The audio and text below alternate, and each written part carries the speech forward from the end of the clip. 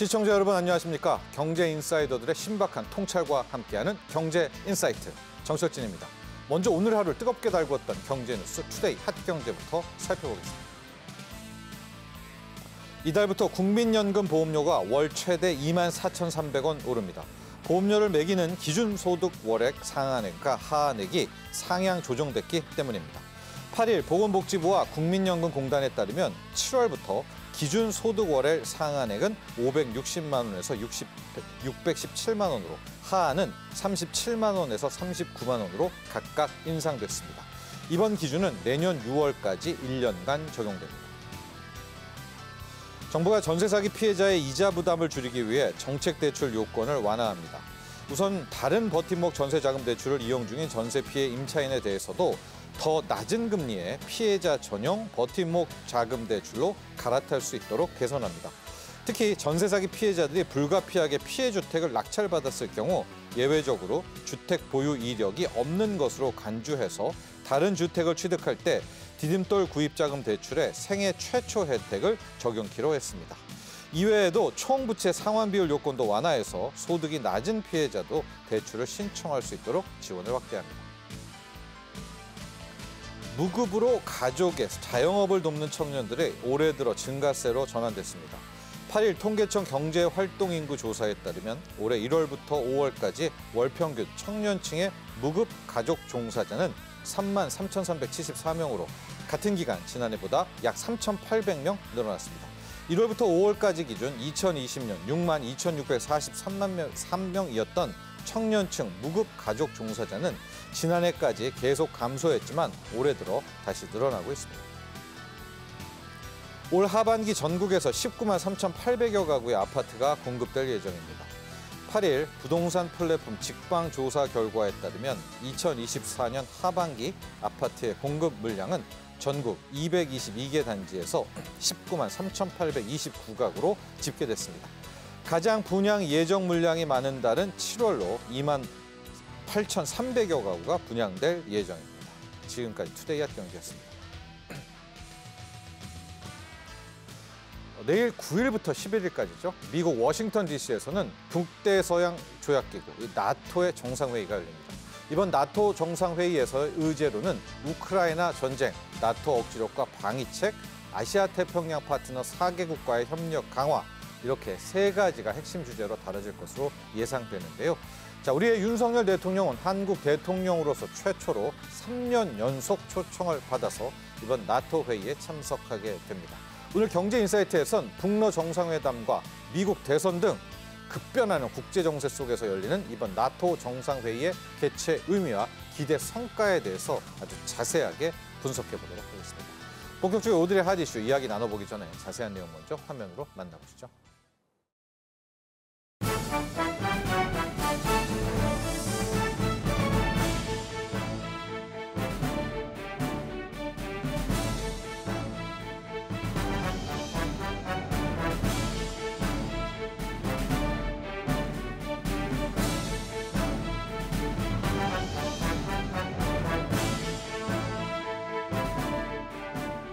이번 나토 정상회의 일정과 호놀룰루 방문을 아우르는 핵심 컨셉은 글로벌 공조를 통한 우리 안보의 강화입니다.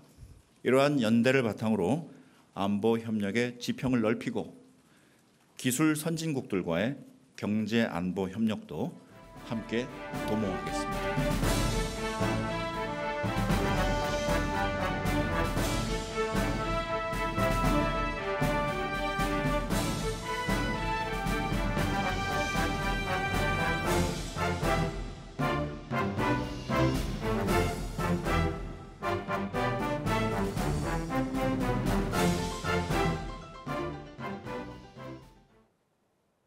오늘의 경제인사이트 두 분의 전문가와 함께합니다. 민정훈 국립외교원 미주연구부 교수, 김열수 한국군사문제연구원 안보전략실장 모셨습니다. 안녕하십니까? 네, 안녕하세요. 자, 먼저 민정훈 교수와 함께 이야기 시작해 보도록 하겠습니다. 윤석열 대통령, 우리는 나토 회원국은 아니지 않습니까? 근데 이 나토 정상회의에 무려 3년 연속 참석을 합니다. 3년 연속 참석하는 게 윤석열 대통령이 이제 처음이라고도 하고요. 자, 이번에 나토 정상회의에 윤석열 대통령이 함께하는 이유들, 의미들 또 어떤 내용을 다룰지 우리가 하나씩 보겠지만 전반적인 총평 좀 부탁드립니다. 예, 말씀해 주신 것처럼 윤석열 대통령이 한국 대통령으로는 처음으로 네. 3년 연속 나토 정상회의에 초청을 받아가지고 네. 파트너 국가로서 정상으로 참석을 하는데요. 이러한 나토 정상회의에 3년 연속 참석을 하는 배경에는 두 가지가 있다고 봅니다. 그러니까 안보 환경이 변화해서 이제 글로벌 안보 지형. 그리고 두 번째는 한국의 중요성이 굉장히 커졌다. 네. 그 중요성의 부상, 이 부분을 말씀드릴 수 있겠는데요. 첫 번째로 글로벌 안보 지형의 변화인 거죠. 그러니까 나토라는 것은 1949년에 창설돼서 당시 소련을 중심으로 한 공산주의 진영의 유럽 팽창을 대응하기 위해서 네. 그러니까 미국과 어떤 유럽의 자유진영 국가들이 모여서 만든 전형적인 군사동맹이자 군사협의체예요. 네. 그렇기 때문에 미국이나 캐나다가 참여를 하긴 하지만 유럽을 중심으로 한 군사동맹이기 때문에 유럽의 현안에 대해서만 다뤄온 것이 사실입니다. 네. 그 얘기는 과거 몇 년 전까지만 해도 나토 정상회의에서 다룬 내용은 유럽의 안보 관련된 논의를 주로 한 것인데 이제는 이번에 주요 의제로 알려진 것이 우크라이나 전쟁에 대해서 어떻게 지속적인 지원을 할 것이냐. 두 번째는 나토의 억지력과 방위력을 어떻게 증강시킬 것이냐. 세 번째는 인도태평양 지역의 주요 국가인 네. IP4와 협력을 어떻게 강화할 것이냐. 이거 딱 보면 첫 번째 두 가지는 유럽 안보에 관련된 얘기고요. 예. 세 번째 건 글로벌 안보. 즉 이제는 유럽의 안보에 국한해서는 나토가 유럽 대륙의 안보나 군사 환경을 제대로 이제 방해할 수 없다. 이러한 위기감이 깔려 있는 거예요. 잘 아시는 것처럼 북한과 러시아의 협력을 통해서 우크라이나 전쟁에서 북한산 포탄이 제공되고 있고 중국이 러시아를 네. 간접적으로 도와주고 있지 않습니까? 그런 측면에서 이제 더 이상 나토 회원국들만의 어떤 협의만 가지고서는 글로벌 안보 현안에 적극적으로 대응하기 어렵기 때문에 이제는 인도태평양 지역이 부상하고 있기 때문에 그 지역의 중요 국가라고 할 수 있는 한국과 일본, 호주, 뉴질랜드 같은 주요국들이 참여하는 거거든요. 그 중심에 한국이 있는 겁니다. 그래서 변화하는 글로벌 안보 환경을 반영해서 이렇게 파트너 국가들까지 초대가 되는 것이고 여기에서 이제 유럽 안보뿐만 아니라 인도태평양 전 세계를 아우르는 그러니까 안보의 어떤 현안들이 다 서로 연계되는 그런 상황이 발생했기 때문에 네. 한국이 주요 국가로서 파트너 국가로서 3년 연속 초청을 받았다 이렇게 생각하고 있습니다. 네. 이 나토 북대서양 조약기구 이야기를 조금 더 해보도록 하겠습니다. 김현수 실장님. 네네. 뭐 우리가 거의 외우고 있잖아요. 바르샤바 조약기구가 생기고 여기에 대응하려고 나토가 만들어지고 유럽 쪽의 일이고 그런데 지금 보면 우리 앞서서 민 교수께서 얘기했지만은 이쪽 이 나토의 문제가 곧 우리의 문제이기도 하고 이게 굉장히 좀 공고해졌단 말입니다. 우크라이나 전쟁이 결국 우리에게 돌아들어 우리 경제에 또 타격을 주기도 하고 그래서 일단 전반적인 나토에 대한 설명도 좀 부탁드리고 우리와 특히 이제 IP4 인도태평양 4개 국가와 나토가 이렇게 밀접하게 된 이유들 한번 전략적으로 분석해 주시죠. 우선 이제 민 교수님 말씀을 하셨는데요. 1945년도 2차 세계대전이 끝나고 중요한 것은 이제 소련의 평창 정책이 이제 추진이 됐죠. 그러다 보니까 서유럽 국가들이 이제 여기에 대해서 위협을 느끼게 됐거든요. 그래서 몇 나라가 모여가지고 뭔가 좀 해보자고 그러는데 미국이 없는 거 가지고는 뭘 해가지고 될 일이 아니거든요. 그래서 미국을 여기다가 집어넣자 이렇게 이제 결정이 됐는데 결국은 이제 미국이 그러다 보면은 자기가 수장이 돼야 되는 거잖아요. 그러면 워싱턴으로 와라. 그래서 1949년도 4월 달에 12개국, 12개국으로 구성돼서 나토가 창설이 됐어요. 그럼 나토의 이제 핵심이 뭐냐면은 방위 조약이잖아요. 네. 방위 조약의 핵심이 All for One, One for All이라고 하는 건데 한 나라는 나토 회원국 모두를 위해 모든 회원국은 한 나라를 위해거든요. 그래서 한 나라가 침공을 받으면 모든 나라가 자기가 침공받은 것처럼 가정을 해서 여기에 대응한다는 것이 핵심이에요. 예. 그래서 이랬던 이제 12개국이 계속 이제 세월이 지나오면서 지금은 이제 32개국까지 늘었거든요. 네. 특히 이제 러시아가 우크라이나를 침공하고 난 뒤에 1814년부터 중립국을 유지해왔던 스웨덴이 200년 넘는 그 전통을 깨고서 나토에 가입을 했고요. 1948년도 이후에 중립을 유지해왔던 핀란드도 예. 나토에 가입을 했거든요. 예. 그래서 나토의 정회원국은 총 32개국으로 구성이 돼 있다라고 보고요. 이번에 이제 이런 이제 우리 한국이나 네. 이게 나토하고 이렇게 연대를 강화해야 될 필요성이 뭐냐 하는 거잖아요. 이게 핵심은 저는 두 가지라고 봅니다. 한 가지는 나토라는 이 국가들이 전부 다 자유 그리고 법치, 인권 어떻게 보면 가치를 공유하는 국가들이잖아요. 네. 그런 가치를 공유하는 국가들과의 연대를 통해서 한국의 위상을 제고하는 게 첫 번째 목적이고요. 두 번째는 이제 우리 억제력을 강화할 수 있다라고 하는 건데요. 제가 좀 전에도 말씀드렸다시피 32개국으로 구성된 나토는 세계 최고의 세계 최대의 집단 방위 기구잖아요. 그럼요. 네. 그래서 우리는 이제 튼튼한 한미 동맹을 기반으로 하되 우리의 외연을 넓혀서 안보 플랫폼을 확대해 나가면 그것이 결국에 우리의 그런 억제력을 강화하는 데 도움이 되거든요. 네. 이 두 가지 목적이 있다 이렇게 봅니다. 그렇죠. 뭐 지금 뒤에서 또 분석을 하겠지만 이번에 북러 뭐 군사협력 조약도 나토에게도 실은 위협이 되는 것 아니겠습니까? 그렇죠. 우리의 문제이자 그러니까 참 우리 역시도 나토와 이렇게 교집합되는 부분이 상당히 많고 그렇게 되니까 윤석열 대통령이 또 3회 연속 초청을 받아서 이번에 정상회의 함께 하게 되는 건데요. 자, 민정훈 교수님, 일단 미국 순방 일정이 바로 나토를 가는 것이 아니라 호놀룰루를 거쳐서 가게 됩니다. 이게 보니까 2박 5일간 이렇게 봐야 될 것 같은데 순방 일정도 한번 정리를 하고 본격적인 논의 또 들어가 보도록 할까요? 예, 그렇습니다. 그 윤석열 대통령을 그 필두로 한 그 우리 대표단이 그러니까 오늘 저녁에 우리 그 성남 공항에서 출발할 것 같고요. 근데 시차가 있기 때문에 그 호놀룰루 하와이 호놀룰루에는 8일 현지 시간 8일에 도착을 할 것 같고요. 그래서 8일 오후에 이제 미국 태평양 국립묘지를 방문을 해서 헌화를 하고 그다음에 이제 동포 만찬 간담회를 주재를 할 것으로 알려지고 있습니다. 그리고 그 이후에는 그 9일 오전에는 인도 태평양 사령부를 방문해가지고 이제 인도 태평양 사령관으로부터 군사안보 브리핑을 받고 거기에서 근무하고 있는 그 장병들을 격려할 예정으로 알려져 있습니다. 그래서 이러한 행보를 통해 가지고 한미 동맹의 공고함을 확인하고 한미 협력의 이제 그 단단함을 다시 한번 확인하는 그러한 일정이 되겠고요. 그 다음에 이제 워싱턴으로 이제 가셔가지고 그렇죠. 다양한 일정을 소화할 예정으로 알려져 있습니다. 우선 10일 날 그 양자 회담이 있어요. 그래서 유럽의 주요 어떤 저희 외교 협력국인 체코, 스웨덴, 핀란드, 노르웨이, 그다음에 엔스 스톨텐베르그 나토 사무총장과 나토 사무총장이죠. 양자 회담을 하고요. 관련돼서 양자 회담이기 때문에 주로 양국 간의 주요한 현안에 대해서 그리고 지역과 국제 정세에 대해서 이제 논의를 하실 걸로 알려지고 있습니다. 여기에서 아무래도 북러 어떤 그 군사협력에 대한 우려 그리고 이제 우크라이나 전쟁에 어떠한 지원을 해줄 것인가 이런 부분의 논의가 될 것이고요. 이것과 더불어서 경제안보 협력도 이루어질 것으로 생각을 하고 있습니다.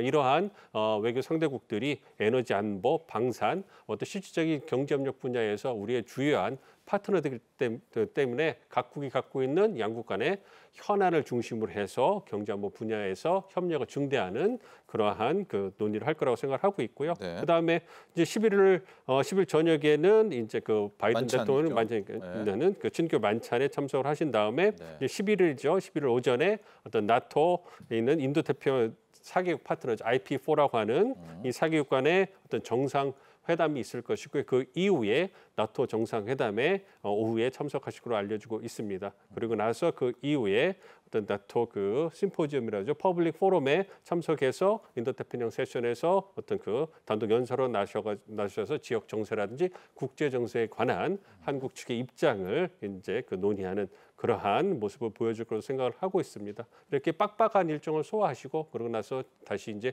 귀국하실 거기 때문에 아무래도 이번 나토 정상회담을 통해서 한미 동맹을 공고히 하고 자유인권 법치를 공유하는 나토 회원국들과의 협력 증대를 통해서 우리 안보뿐만 아니라 경제 안보에 있어서 실질적인 협력을 증대하는 계기가 될 것으로 이렇게 예상을 하고 있습니다. 네. 자, 김현수 시장님. 말 나온 김에 IP4에 대한 이야기. 그렇죠. 인도 퍼시픽4. 왜 IP4와 인도태평양 4개 국가와 나토와의 관계, 특히 나토가 이 IP4에 대해서 중요성을 갖는지도 좀 궁금하고요. 이번에 윤석열 대통령 이제 순방 중에서 특히 이슈가 되고 있는 것이 지금 북러 군사 협력. 이게 이제 갑자기 급부상하게 되면서 아니 왜 북한과 러시아가 이러면서 우리 쪽은 북한이지만 나토는 또 이 러시아가 분명히 신경이 쓰일 거란 말입니다. 나토 사무총장과의 이야기에서는 아마 강력하게 북한과 러시아의 밀착 부분에 대해서 또 이야기를 나눌 것 같은데 어떤 내용들 또 어떻게 진행될 것인지 좀 같이 좀 설명 좀 부탁드립니다. 그러니까 이제 AP4라고 하는 것이요. 아시안 퍼시픽 4잖아요. 네. 그러니까 여기는 이제 핵심이 한국, 일본, 호주, 뉴질랜드 네 나라죠. 자유민주주의 그리고 가치를 이제 같이 공유하는 그런 나라들이죠. 사실상 이제 이 나토에서 생각하고 있는 것이 유럽의 안보와 인도태평양의 안보가 서로 분리되어 있는 것이 아니고 연계되어 있다는 것이죠. 네. 그래서 우리가 2022년, 23년 그리고 올해도 우리 대통령을 포함해가지고 AP4 정상을 초청하는 이유도 바로 거기에 있습니다. 우리가 이제 좀 이따가 더 논의를 하겠지만 지금 유럽 쪽에서는 이제 러시아가 문제가 되는 거고요. 이쪽에 이제 인도태평양 지역에서는 아무래도 이제 중국이 문제가 되고 있는 거잖아요. 그러면은 여기에 대해서 어떻게 아시아 태평양 지역의 AP4와 그리고 이제 나토가 서로 협력할 것인가 그것 때문에 서로 이제 이런 뭉치는 거죠. 뭉치게 되는 거고요. 그게 이제 핵심이라고 이제 볼 수가 있겠죠. 그러면은 이제 이번에 이런 그 회의들을 통해 가지고 우리가 이제 어떤 그 뭐라고 할까요? 그 성과를 기대할 수가 있는가 하는 건데 저는 뭐 크게 네 가지라고 봅니다. 우선 이런 것들을 통해서 나토하고 한국과의 협력의 제도화를 이룰 수 있는 거거든요. 우리 나토의 한국의 대표부가 언제 설치됐는지 잘 모르시죠? 2022년도에 한국 대표부가 거기에 설치됐고요. 너무 늦은 거 아닙니까? 2022년. 그럼요. 늦었죠. 그렇죠. 그러니까 그 말의 핵심은 나토도 이제 인도태평양의 안보와 유럽의 안보가 이제는 분리되는 것이 아니라 같이 연계돼 있다는 것을 인식했을 때 그때 이제 가능한 거거든요. 그래서 이제 대표부가 설치가 됐고 나토 사이버 방위센터 정회원으로 우리 한국이 가입을 했고요. 작년도에 우리 대통령께서 가실 때는 아주 큰 걸 하나 협력을 했습니다. 그게 바로 과학기술, 사이버 안보, 대테러 협력, 뭐 비확산, 군 훈련 뭐 이렇게 해서 11개 분야에 대해서 개별 맞춤형 파트너십 프로그램이라고 그래서 IPTT라고 하는 게 이거 서명했거든요. 이것도 나토와 한국과의 협력의 제도화예요. 그래서 아마 올해는 이것보다 조금 더 진전된 것을 아마 서명하지 않겠는가. 저는 뭐 그렇게 생각을 하는데 나중에 논의가 진행이 되면 말씀을 드리도록 하겠습니다. 그게 첫 번째고요. 두 번째는 이제 민 교수님 말씀을 하셨는데 한국 이익 창출이죠. 왜 그러냐면 가서 그냥 그 회의만 참석하는 것이 아니고 거기에 노르웨이, 핀란드, 스웨덴 그리고 체코 이런 나라들이단 말이죠. 그러면은 노르웨이, 핀란드, 체코 이런 스웨덴 같은 나라는 스웨덴은 아닙니다만은 우리 한국의 방산이 많이 수출이 된 거잖아요. 체코는 원전 또 우리 수출을 하려고 하고 있거든요. 지금 다음 달입니다. 이런 나라들과의 정상회의를 통해서 어떻게 우리 국익을 창출할 것인가 그런 고민을 이제 보겠다라고 하는 것이 이번에 두 번째의 일 거고요. 세 번째는 이제 한국의 의지 표명일 겁니다. 무슨 얘기냐면 우리는 이번에 우크라이나에 대해서 어떻게 이렇게 하겠다. 그리고 이제 AP4하고는 어떻게 우리가 협력을 하고 그리고 한국과 나토와도 어떻게 우리가 협력을 해 나가겠다. 그것이 이제 소위 말하는 나토 퍼블릭 포럼이라고 하는 거기에서 우리 대통령께서 단독 연사로 말씀을 하시거든요. 그때 이제 우리 대통령께서 그렇게 말씀하시면 한국의 의지, 소위 말해서 아시아 태평양과 우리 전 세계의 평화와 안정과 번영을 위해서 우리가 이런 일을 하겠다라고 하는 것을 말씀을 하는 계기가 되는 거고요. 마지막 네 번째는 이제 아무래도 이제 한미 동맹 강화에 초점이 있을 겁니다. 그래서 민 교수님 말씀하신 것처럼 대통령께서 바로 가시는 것이 아니고 하와이 가시잖아요. 하와이 가서 펀치볼 가서 거기 미군 희생자들 미군 묘지 있는데 거기 헌화하잖아요. 거기는 이제 6.25 전쟁 때 이렇게 희생한 사람들 한 10,000여 명이 거기에 있는데 거기에 이제 헌화하고 그것뿐만이 아니고 29년 만에 지금은 이제 이름이 바뀌었습니다만은 과거에 아시아 태평양 사령부가 지금 인도 태평양 사령부로 바뀌었거든요. 그 인도 태평양 사령부 방문해가지고 전체적인 현황 정치도 좀 듣게 되고 그걸 통해 가지고 이제 한국이 이런 미국과의 이 동맹에 대해서 얼마만큼 관심을 쓰고 있는지를 보여주는 거거든요. 네 번째가 바로 한미동맹 강화에 기여하는 그런 것이 아니겠는가 이렇게 봅니다. 자, 우리 민종훈 교수님과 함께는 이번에 의제들, 나토 정상회의 의제들 한번 보도록 하겠습니다. 핵심이 역시 우크라이나에 대한 이야기들이 참 많이 나오고 있습니다. 그리고 IP4에 대한 이야기도 있는데 자, 우크라이나 관련해서는 해법이 지금 있나요? 이제 정상들이 뭉쳐서 어떤 이야기들을 좀 나누게 될까요? 뭐 지원 더 할까 말까 뭐 이 정도까지 전략적 결정까지도 나오게 되는 그런 의제들입니까? 어떻게 보십니까? 아무래도 나토 회원국들, 특히 유럽에 있는 그 나토 회원국들한테 러시아의 동진이라고 할까요? 네. 그러니까 우크라이나 전쟁에서 보여준 재래식 전쟁의 그 재발이라는 것은 굉장한 안보 위협이고 긴급적인, 즉각적인 안보 위협이거든요. 네. 그러니까 김현수 실장님 말씀해 주신 것처럼 우리에게는 중국의 부상, 북한의 위협, 중국의 부상이 지역의 안보 현안이지만 유럽 국가들한테는 러시아의 동진, 우크라이나 네. 전쟁이 가장 즉각적인 현안이거든요. 예. 근데 잘 말씀해 주신 것처럼 우크라이나 전쟁이 벌써 이제 몇 년치 지속되다 보니까 전쟁 피로도 그리고 그 적극적 기화 역할을 하던 국가들의 어떤 헌신의 정도가 점점 좀 떨어져 가고 많이 있거든요. 떨어졌어요. 그리고 특히 이번에 어떤 유럽, 프랑스를 중심으로 해서 유럽 의회나 이런 데서 극우 세력들이 약진하면서 네. 그 극우 세력들이 우크라이나 전쟁에 대한 지원에 있어 굉장히 소극적이거든요. 네. 그런 부분들 그리고 이번 10월에 당한 미국 대선의 트럼프 전 대통령이 보여주는 우크라이나 전쟁에 대한 입장은 유럽 국가들을 굉장히 우려에 네. 빠지게 하는 그런 그 측면들이 강하거든요. 네. 그렇기 때문에 이번 나토 정상회의에서 어떻게 하면 이 나토 회원국들이 우크라이나 지원을 안정적이고 그리고 장기적으로 이끌어 나갈 수 있겠느냐 이런 부분에 대해서 논의를 하는 겁니다. 네. 그래서 재정적인 측면에서 회원국들이 연간 400억 유로 즉 60조 원 수준의 어떤 군사 지원을 계속하겠다.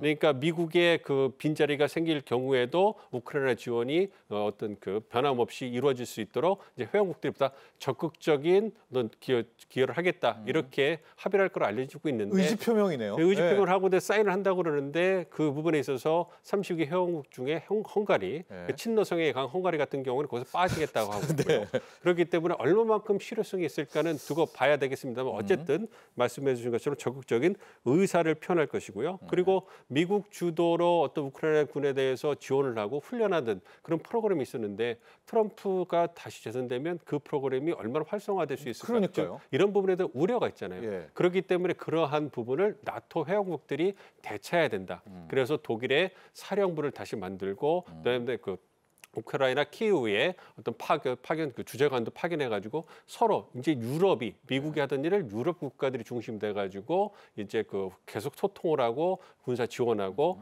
또 훈련까지 시키는 이러한 역할을 하겠다 이런 부분에서 합의를 할 거라고 생각을 하고 있는데요. 네. 그럼 말씀드린 것처럼 미국이 빠진 상황에서 얼마만큼 즉 어떤 국가가 그 미국의 어떤 빈자리를 메꿔가지고 리더로 부상하면서 독일이 될지 영국이 될지 프랑스 될지 알 수가 없잖아요. 네. 그렇기 때문에 얼마만큼 실효적인 결과가 나올지는 지켜봐야 되겠습니다만 여하튼 이러한 측면 즉 우크라이나 전쟁이 가장 긴급 현안이기 때문에 그러한 부분에서 뭔가 좀 제도적으로 그리고 이제 안정적으로 지원을 하기 위한 이러한 합의를 이끌어낸다는 그런 계획을 세우고 있는 걸로 알고 있습니다.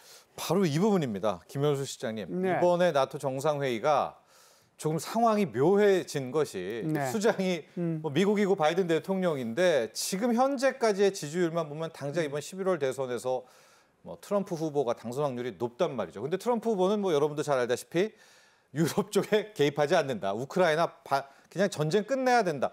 이런 상황인데 이게 참 애매하거든요. 그러니까 첫 번째로 궁금한 것은 트럼프가 된다면 나토와 이쪽 유럽 쪽의 안보는 어떻게 될지도 궁금하고 지금 애매한 이런 상황에서 이번 회의에서 뭐 분담비라든가 우크라이나 지원 같은 거에 확실한 뭐 서명 같은 걸 할 수 있겠느냐 또 이런 회의론도 함께 나오는 거거든요. 그래서 그러려고 하면 이제 진단을 먼저 해야 되고 네. 그리고 그 진단에 따라서 이제 대책을 이제 해야 되는데 그 네. 차례대로 제가 한번 말씀을 좋습니다. 드려보겠습니다. 우선 트럼프 대통령이 지금까지 이제 우크라이나 전쟁에 대해서 이렇게 얘기를 했어요.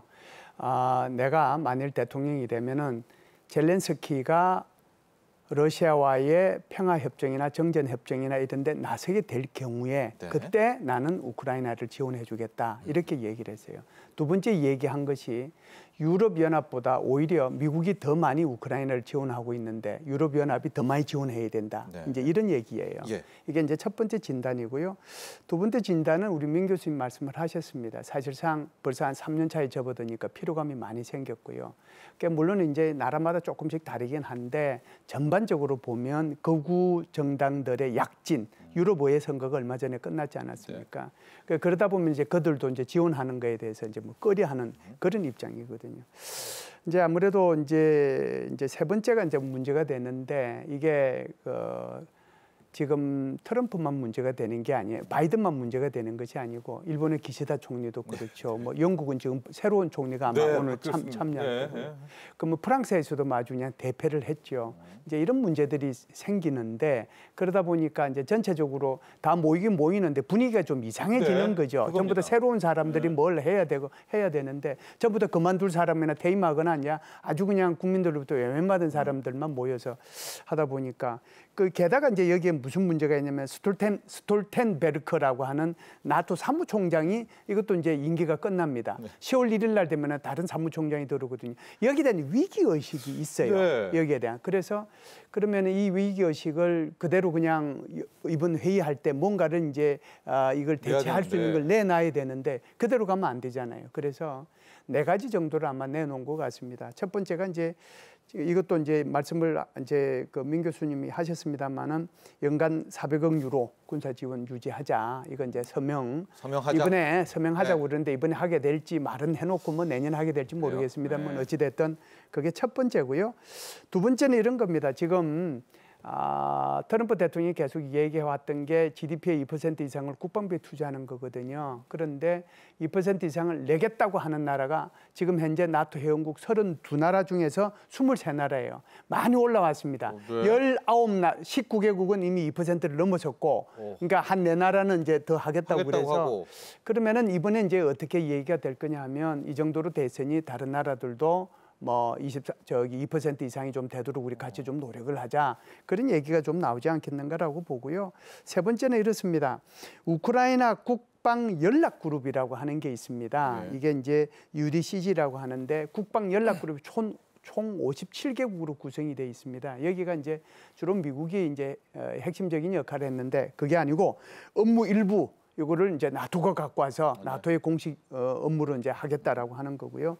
마지막으로는 이제 여태껏 미국이 해왔던 우크라이나 장병들 훈련 그리고 이제 장비에 대한 수송 요거 이제 미국이 해왔는데 이건 나토가 책임지고 해 나가겠다. 그래서 이제 크게 4가지 대책을 세워서 아마 이번에 좀 합의하고 협의하고 그러지 않겠는가라고 봅니다. 그렇습니다. 나토 총장 스톨텐베르그도 10월이 임기가 끝나죠? 아니요, 9월 30일, 네, 날. 9월 30날 끝나고 10월 1일 날 되면은 저기 네덜란드 총리가 이제 차기 사무총장으로 바뀌게 되고 아마도 이런 많은 변수들 때문에 조금 더 약간 묘한 그런 이제 나토 정상회의가 됐지만 우리 김열수 실장께서도 아마 400억 유로 군사 지원 부분 정도 여기에 대한 서명과 사인 뭐 이 등등 정도까지는 뭐 하나 결과물은 나오지 않을까 이제 기대를 해보겠고요.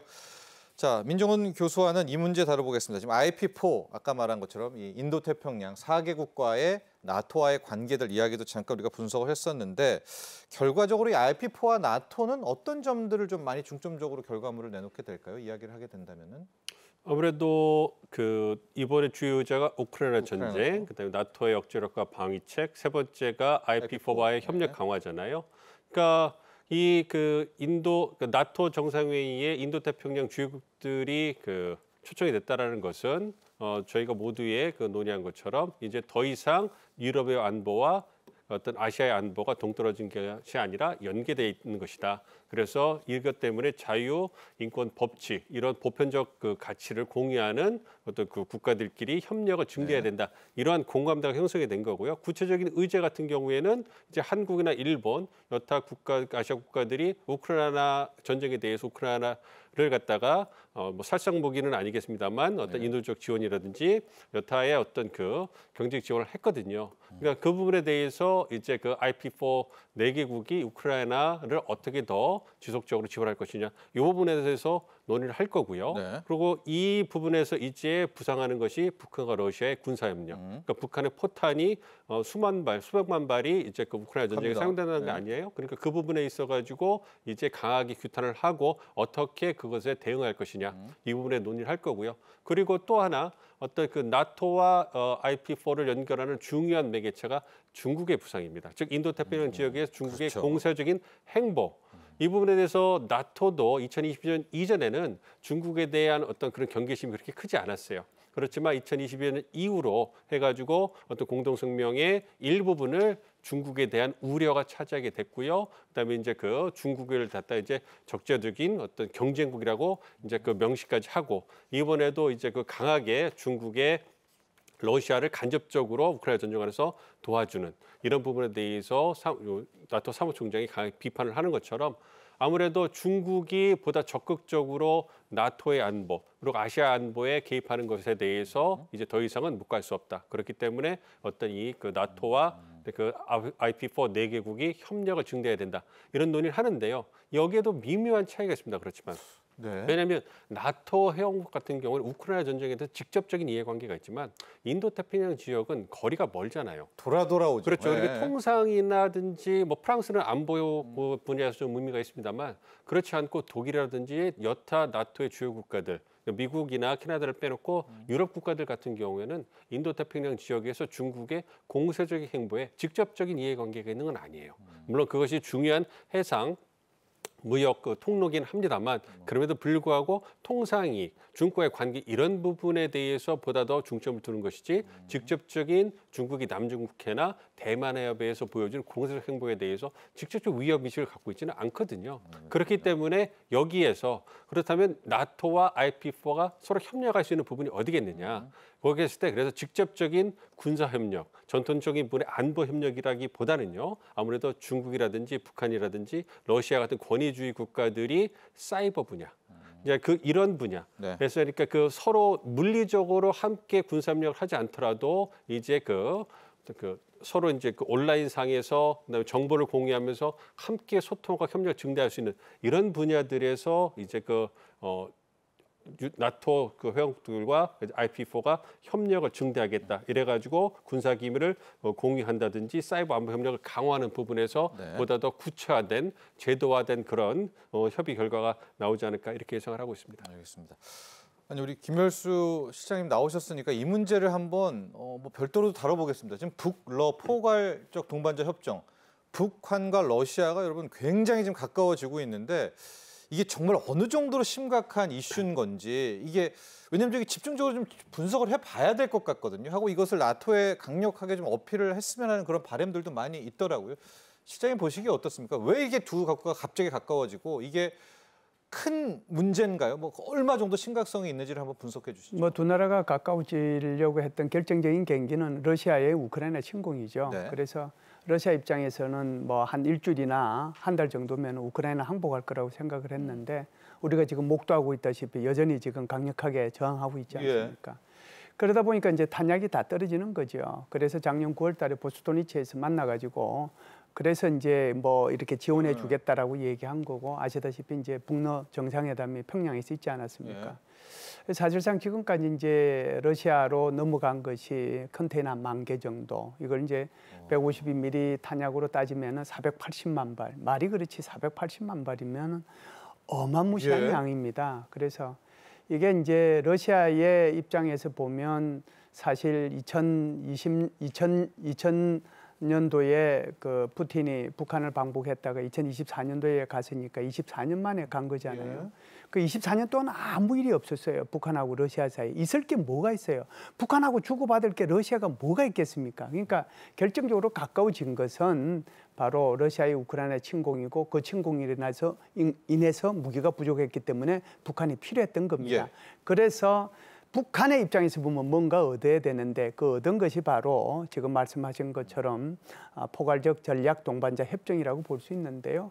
그 포괄적 전략 협정, 동반자 협정은 완전히 이 뭐라고 할까요? 상호 방위 조약은 아니지만 그래도 그 속에서 보면 1961년도의 상호 방위 조약과 똑같은 내용이 그 속에 들어 있거든요. 그래서 모든 수단을 다 제공을 하고 그리고 이제 군사적으로 지원하고 또 기타 지원을 한다 이렇게 돼 있단 말이죠. 그러다 보니까 지금은 이제 어떻게 되겠습니까? 그러니까 우크라이나 전쟁은 더 길어질 수 있는 개연성이 커진 거죠. 그러면은 이번에 나토 정상회의를 통해서 이 문제를 아주 심도 깊게 다루리라고 생각을 하고요. 네. 이것이 공동성명에도 나오리라고 봅니다. 그래서 이제 핵심은 아무래도 지금 러시아와 북한 사이에 이런 협정 체결한 거 그리고 군사 지원한 것에 대해서 엄청난 이제 비판이 이제 그 속에 네. 들어가 있을 거고요. 네. 북한에 대해서는 유엔 안전보장이사의 결의를 지켜라고 얘기할 거고, 그다음에 러시아에 대해서는 유엔 안전보장이사의 상임이사로서의 그 역할을 그 그렇죠. 역할과 의무를 수행해야 된다라고 아마 얘기를 하게 될 겁니다. 아마 그런 내용들이 이제 이번에 그 안보리 죄송합니다. 이 공동성명에 포함되지 네. 않겠는가 보고요. 두 번째는 이런 거죠. 또 어디에서 이런 얘기들이 구체적으로 나올 거냐 하는 건데, 아마 대통령께서 얘기하시는 나토 그 퍼블릭 포럼에서 말씀을 하시거나 그렇지 않으면 이번에 정상회의가요, AP4 정상회의가 있거든요. 그 네 나라 예. 더하기 예. 지금 그 우크라이나의 젤렌스키 대통령이 참여하는 5개 나라의 정상회의가 지금 가능성이 있단 말이죠. 그러면은 예. 대통령이 뭐 이게 포럼에서 발표를 하실지 그렇지 않으면은 여기 저기 AP4 더하기 젤렌스키의 오자회담에서 네. 발표하실지 모르겠는데 러시아가 하는 그런 행동에 대해서 우크라이나에 대해 우리가 살상용 무기는 아니지만 전자전을 방해할 수 있는 전파 방해할 수 있는 것을 이제 지원 네, 그런 것들을 이제 지원할 수 있을 거고, 감시 정찰용 무인기 그런 것들도 우리가 지원할 수 있다. 그런 의지 정도도 표명하고 그런 지원 의사도 표명하지 않겠는가 이렇게 봅니다. 그 부분은 공식 일정으로 안 나왔지만요. 이 IP4와 우크라이나 젤렌스키와 요 회담이 있다면 그 내용도 아마 좀 저희가 핵심 주목을 해야 될 것 같습니다. 자, 이번 나토 정상회의에서는 나토와 IP4 우리가 계속 지금까지 얘기했죠. 협력 방안 많이 논의될 것으로 보여집니다. 그중에서도 북한이 이제 그동안 러시아의 포탄 등 전쟁 물자를 지원한 점, 그리고 최근에 너무나도 밀착한 점, 이런 거에 대한 경고의 목소리를 낼 것이고요. 나토의 32개 동맹국 차원뿐만이 아니라 또 IP4도 함께 공고하게 이 이슈에 대해서 다룰 것 같은데요. 준비한 영상 보시고 난 뒤에 계속 이야기 이어가 보도록 하겠습니다.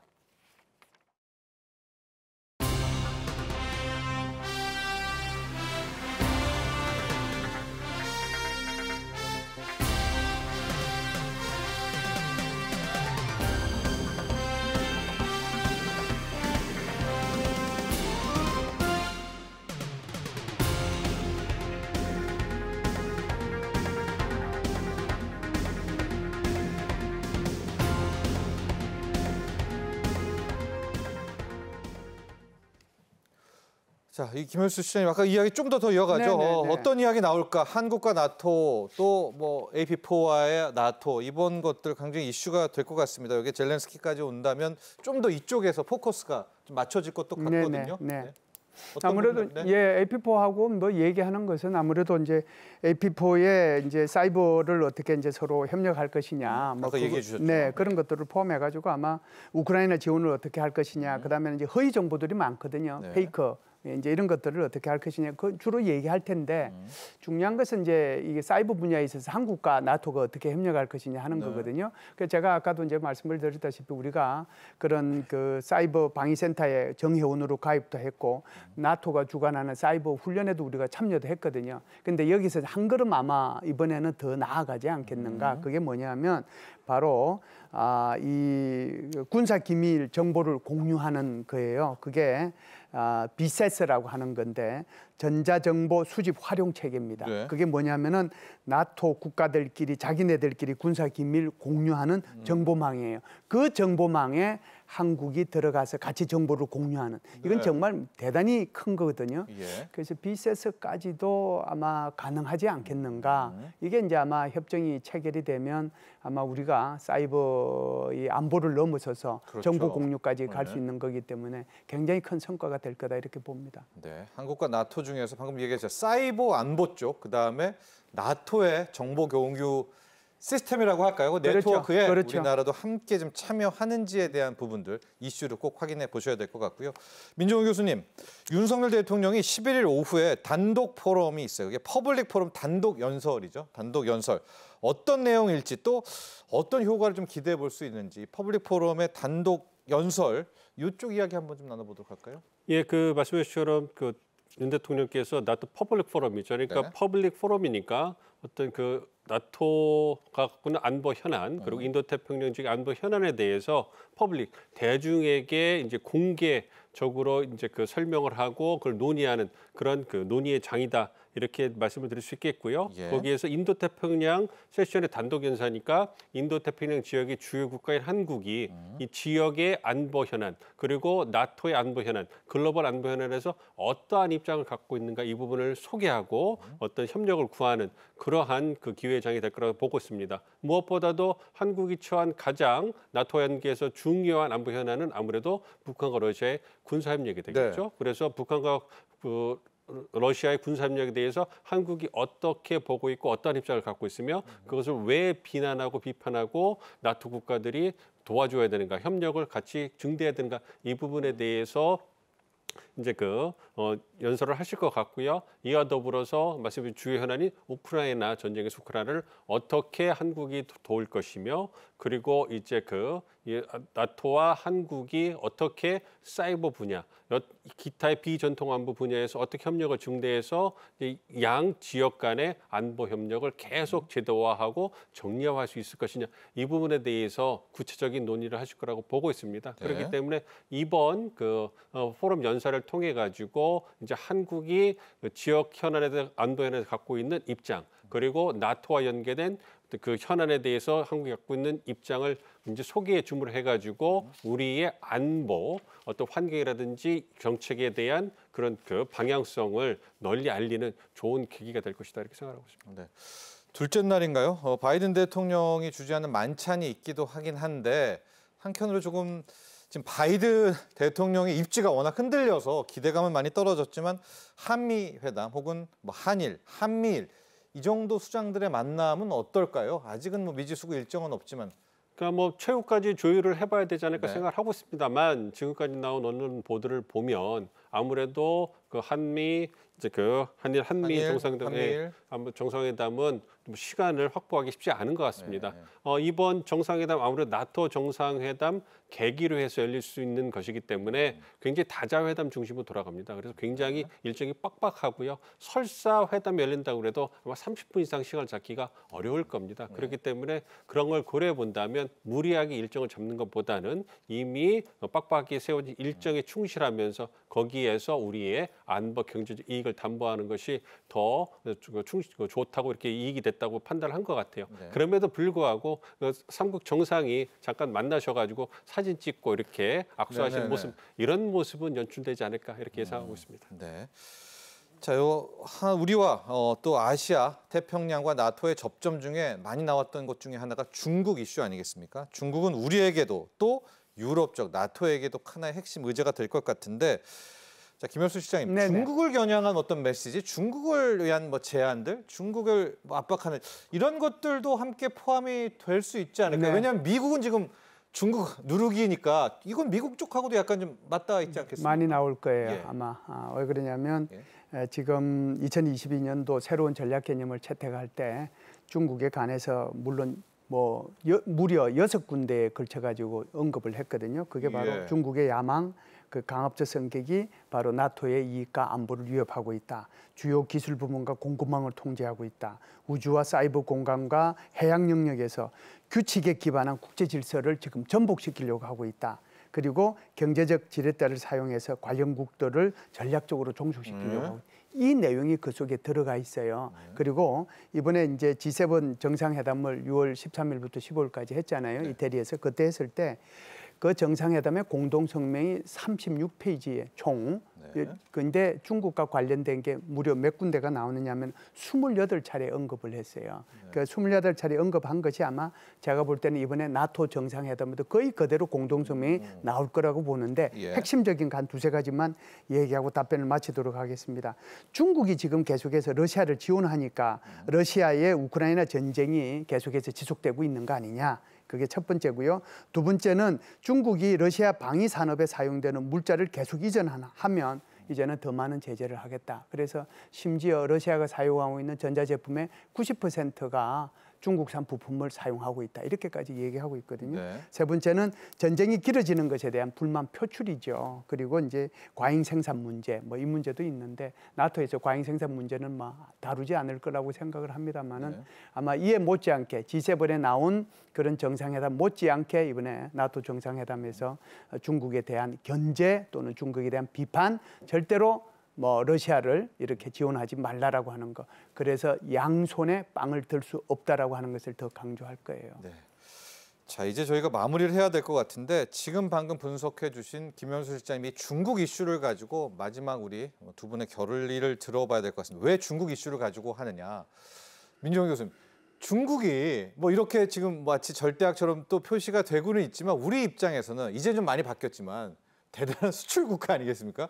경제의 또 하나 파트너이기 때문에 또 우리는 얻을 건 없고도 싶은 그런 마음이 분명히 있거든요. 우리는 과연 어떻게 우리 국익을 위해 가지고 이런 것들을 지렛대를 활용해야 될까요? 그렇습니다. 중국이 이제 잠재적인 위협 국가로 부상을 하고 있지만 네.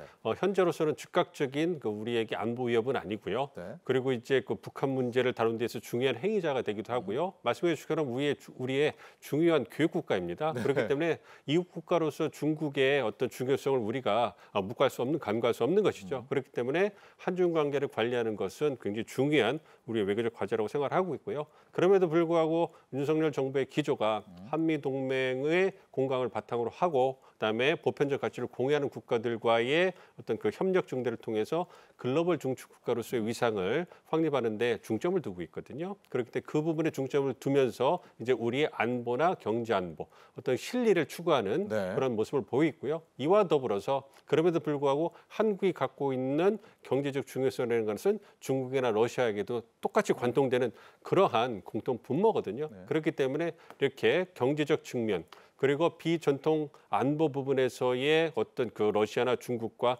논의할 부분은 충분히 있거든요. 그렇기 때문에 그러한 측면에서의 공감대를 형성하기 위해서 아무리 우리가 한중 관계가 좀 그 악화되고 한러 관계가 악화된다 하더라도 네.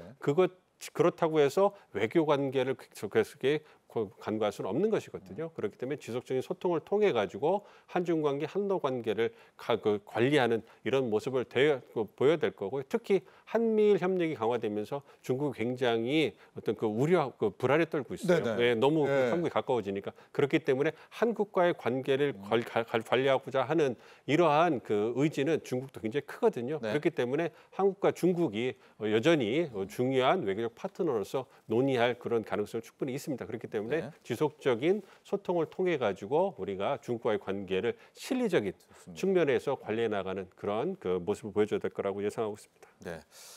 김현수 시장님 마찬가지입니다. 우리가 미국, 한미일, 또 유럽, 또 IP4 공고히 해야 되지만 중국과 러시아도 어떻게 좀 지렛대로 우리 국익을 위해서 좀 그렇죠. 예. 참 실리 외교라는 것들도 함께 필요할 것 같은데요. 시간이 없어서 제가 네. 길게는 뭐 말씀을 못 드리겠습니다. 지금 아마 민 교수님께서 아주 요약을 잘 하셨고요. 네. 그래서 그게 뭐 중국만 해당이 되는 것은 아니고 러시아도 저는 해당이 된다라고 네. 생각합니다. 제갈 공명이 나타나도 특별하게 이렇게 뾰족한 수는 없을 거예요. 네. 결국은 한미 동맹을 바탕으로 우리의 그다음에 나토와의 협력을 강화하면서 우리 안보 플랫폼을 확대한과 동시에 러시아하고 중국도 우리가 계속 관리해 나갈 필요가 있다 이렇게 봅니다. 네. 자, 이렇게 오늘 정리를 해봐야 될 것 같습니다. 함께해 주신 두 분의 전문가 여기서 보내드리도록 하겠습니다. 오늘 감사합니다. 감사합니다. 자, 여러분 경제인사이트 오늘 준비한 소식은 여기까지입니다. 윤석열 대통령은 나토 정상회의 참석차 오늘 출국길에 오릅니다. 오는 11일은요. 체코, 스웨덴, 핀란드, 노르웨이 등 5개국 이상의 정상들과 양자회담에서 안보와 에너지와 안보 분야의 협력을 중심으로 현안, 또 지역 국제 정세를 논의하게 될 것 같은데요. 자, 다음 시간 경제인사이트에서는 이번 나토 정상회의의 자세한 내용 또 바로바로 나오는 구체적인 성과에 대해서 집중적으로 살펴보도록 하겠습니다. 오늘도 함께해 주신 시청자 여러분 감사합니다.